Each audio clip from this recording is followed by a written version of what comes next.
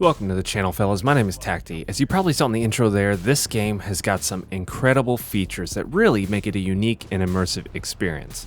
You know, I used to kind of worry about this game's future with Battlefield 2042 coming here in the fall, but after seeing the recent trailer and knowing what I know about this game, there isn't really a doubt in my mind that this game is going to be one of the top shooters in 2021 if it releases, and then again in 2022 as well.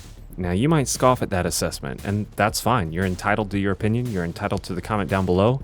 Go ahead and do that. But I would ask you, just hear me out on this, because there are a couple game features, or perhaps dynamics, that I believe will make the game an absolute hit with players, as well as some other unofficial aspects of the game that I feel like will bring Farm 51 to a whole new level of gaming development. Mark my words. If everything is done correctly, the Farm 51 dev team can become a household name on all platforms. Let me explain. But first, I've got to pay some bills and present to you the very first video sponsorship of this channel. That's right, boys. A game for both iOS and Android called Hunting Clash. Yes, I know this may not be a tactical shooter, but it is a quick and easy game to play while you've got about 5 or 10 minutes to spare. And you really like sticking it to nature because you've had it with those little cute rabbits eating all your tomato plants. Kidding. I mean, you can totally shoot them, but you don't have to add a backstory to it. Anyway, this game is 100% free to play with some extra multipliers and boosts able to be purchased, but you can also win these through gameplay as well. The game offers a range of weapons from hunting rifles to bows, and also some great gear like sonars and the extra bonuses I was just talking about. What I think is even better is it offers over 100 animals to hunt, including the big ones like grizzly bear and the best bear, black bear. You can hunt those bad boys at a number of breathtaking locations around the world. You can even play against some randos on the internet through duels and tournaments. There are a number of challenges you can complete every day and numerous events available, so there are always new adventures you can discover. I'm honestly not much of a mobile gamer, but I didn't mind quickly downloading this game and playing it a few times in my free time. It's always fun for me to shoot stuff, and even better when that stuff gives you extra points. Click the link down in the video description below to download and support the channel. Okay, back to World War III. Let's talk about some huge reasons first off that, though they aren't officially announced, have been mentioned in the investor reports, and then I'll dive deep into the main features of the game that will hopefully make these big developers reevaluate their games and practices. So, of course, a big few things here that alone promote success. Number 1, free to play. Number 2, console versions on all consoles. Check out this little screenshot from an investor report. Crossplay. All these things in and of themselves facilitate greater success than what was seen in the early access launch. Peak players at one point upon initial release was around 11,000 players. Having the game pulled up, of course, not that they could actually play the game at that point. Regardless, these changes alone would be huge for the game's success and would allow for some competition. None of these, again, are officially confirmed yet, but they have been discussed multiple times at investor meetings. So I expect those to happen. Now let's move on to what's in the game that will provide an excellent experience. Let's first talk about customization, because when it comes to multiplayer games like this game is fantastic. Modern Warfare introduced an amazing system as well and provided a ton of new customization features. They really did a great job there. This game has the opportunity to do it better. Prior to being pulled from the Steam store, this game was set up to allow nearly every weapon to have any attachments. And when I say any attachment, I mean any attachment. You want that barrel stock on the M4? Sure, why not? You want that MSBS compensator on your AK-15? Go right ahead. You want to change your upper receiver? You want to change your barrel length? You want that top rail to be changed? Your front rails to be a little bit longer? All right, all those things, the world is yours. That's what really made this system so incredible, and I hope they keep it.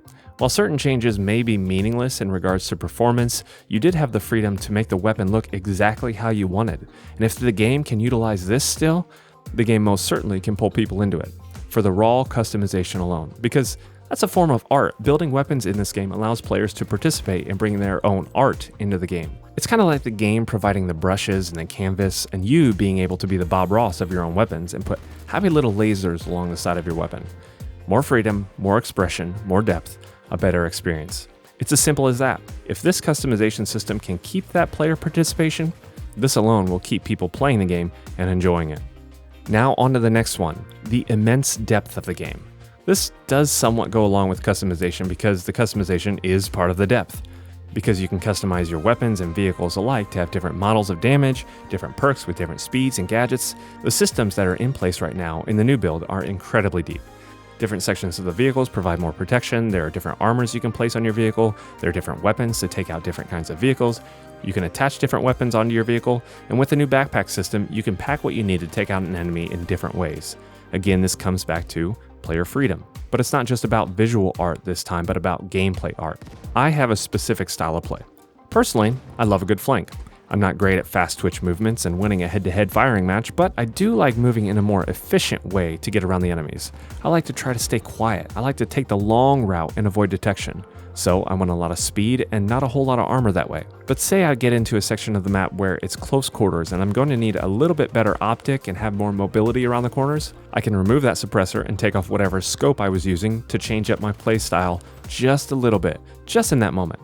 Or let's say a tank is harassing our team. Tanks have slow turrets, so I can grab a faster AFV or a battlebot, get behind the tank, and destroy it where the armor is the weakest. And that's what I want to do. Depth. Numerous ways to accomplish one goal in a million styles of play. People love this, and if World War III can keep the freedom and depth, this will easily be an incredibly popular game. To go along with this depth, I've got to mention the ballistics. The playable realism is the best I felt in any game. This game can have a fairly low time to kill, which in my opinion makes it difficult to really establish a meta weapon in the game.